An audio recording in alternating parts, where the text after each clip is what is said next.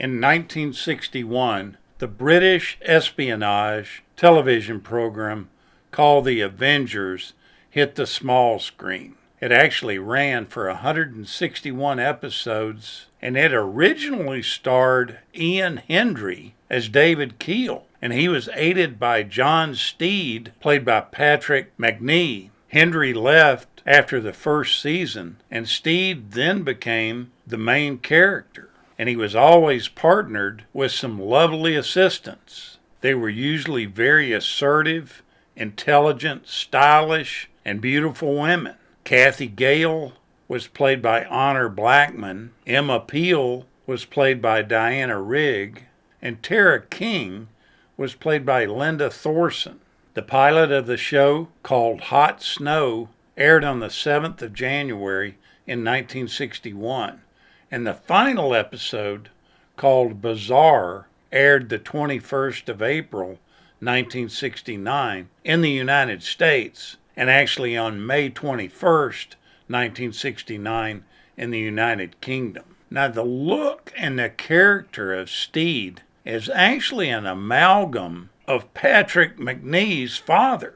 He was a racehorse trainer, and that was blended with Macnee's commanding officer when he served in the Navy. That's what made up his character of Steed. The vast majority of the first season is sadly missing. It just disappeared from the television archives and is thought to be lost forever. Only the first 15 minutes of the first episode, the one that we mentioned earlier, Hot Snow, and 3 completed later episodes have actually been recovered and preserved. According to the script editor Dennis Spooner, the series would frequently feature John Steed visiting busy public places, such as the main airport in London, without anyone else being present in the scene. Everybody would often wonder, you can't afford extras for this scene? Well, it wasn't like that at all. It's just that Steed had to be alone to be accepted. You put Steed in a crowd, and he sticks out like a sore thumb. You have to basically face it. With normal people, he actually appears pretty weird. The trick to making him acceptable is to never show him in a normal world. You have to just show him fighting villains that are odder than he is. Now, I think it's kind of funny to know that Patrick Macnee was actually a nudist, and he actually tried to get Honor Blackman to come and play tennis with him in the nude. She actually politely declined. Despite the reputation of the show, in Britain it only made the top 10 of watched shows 4 times between 1960 and 1969. So actually, when they came to cancel the show, they really didn't have a whole lot of problem doing that, even though it was fairly popular. And I use that term fairly loosely. I think it was the fact that it was such a unique show for that time. And it's really well done. When you watch episodes nowadays, I'm pretty impressed with the writing and filming of the series. It's a very well done show that makes you want to watch additional episodes. Patrick Macnee and Honor Blackman had a pretty bad disagreement on the show, and this all happened about the time that she left the series. So it's assumed that that's the reason she departed. And it's said that he actually became very verbally abusive towards Miss Blackman while he was drunk one time. The reason for the argument was something as silly as a disagreement over the organizing of security staff for a party that the studio was hosting.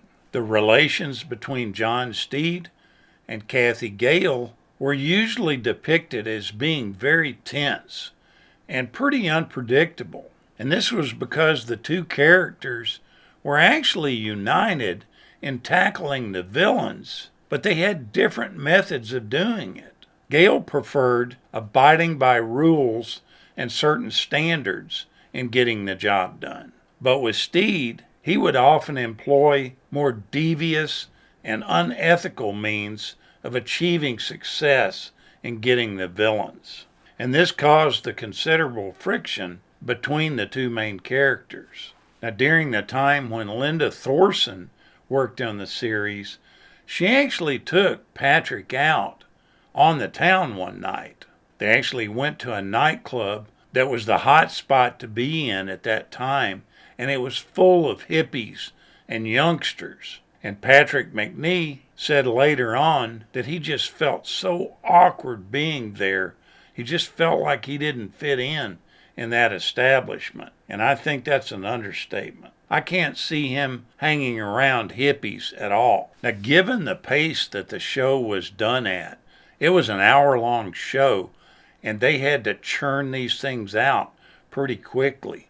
But the videotapes were done so fast that actors were constantly flubbing their lines, and props would not work. This became kind of the norm for things happening on the show. As a rule, there wasn't much in the way of location shooting during the first season. However, the initial publicity photos with Ian Hendry, Patrick McNee, and Ingrid Hafner were taken in different parts of London, and McNee is actually shown wearing a trench coat instead of his usual attire. Now, the Terror King period is kind of regarded as being the most quirky and eccentric, and there's some pretty eccentric episodes in this show, but this time is really considered the most unconventional of the episodes. Now, the original choice that they had for Emma Peel was Elizabeth Shepherd, but after looking at her, they deemed that she was physically wrong for that part. And this was all based on the fact that her backside was too big. There are still some publicity photos of Elizabeth Shepherd that still exist during her short time on the series. Now, it's said that Diana Rigg, quite often on the series, had to strongly advise Patrick McNee to refrain from consuming whiskey too often. And this was on the account that it affected his behavior. And Patrick McNee confirms this in a book he wrote about the making of the series. He eventually completely quit drinking and lived the rest of his life as a teetotaler. Now, the way they came up with the name for Emma Peel, was taken from the British movie industry's expression, M appeal, or man appeal. And this is what the show's producers were looking for in her character. One interesting thing I find out about Diana Rigg was that she was the first person to ever do kung fu on screen. You see, in 1965, Ray Austin went to his producers and said, "Listen, I want to do this thing called kung fu." And they said, "Kung what?" They didn't really know what he was talking about. And they really wanted Emma to stick to judo. But instead, Ray Austin secretly taught Rigg kung fu. Emma's fighting suits were actually named Emma Peelers.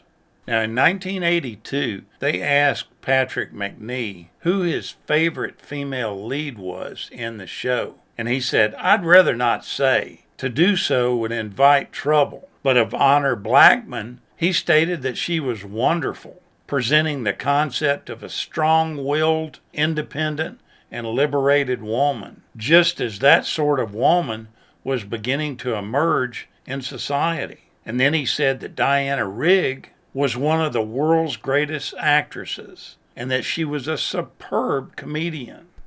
And of Linda Thorson, he said she was one of the sexiest women alive.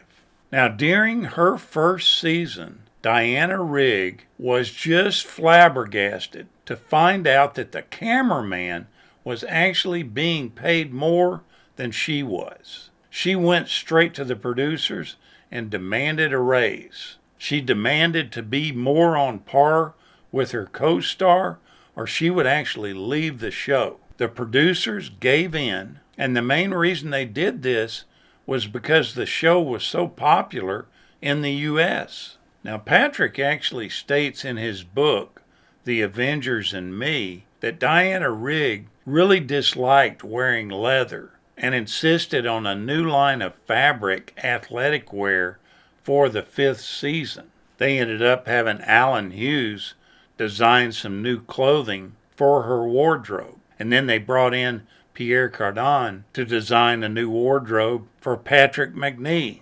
Now, this show was the first British television show that was sold to an American network. And it was a popular show. It was one that just took off running. This show was basically one of those that was a groundbreaker that introduced regular female characters who were portrayed as being very tough, brave, and tenacious. Something that they left to mostly men characters in the past. What a fun show this is to watch. You can see a few of the reruns on YouTube. And I think there's also one of the networks that streams it. Thank you so much for watching, and we'll continue to chase the classics.